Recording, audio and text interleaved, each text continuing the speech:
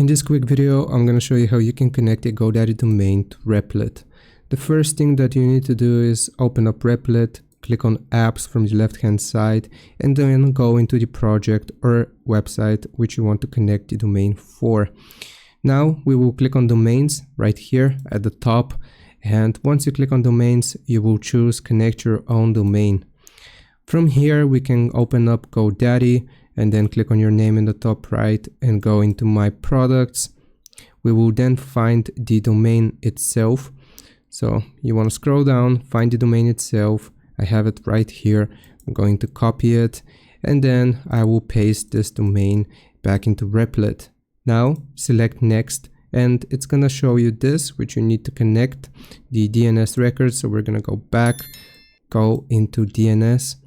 And now here from the DNS records, you will see an option add new record. You will choose the type. So here the type is going to be A, then the name is going to be @ and the value, you can find the value right here. You can just click to copy it and paste the value like so, and you want to click on save. Now once you have added this, we can add another record. And this time it's going to be a txt record @ and we're going to copy this. So type is going to be txt @ and this is going to be the record itself. Click on save.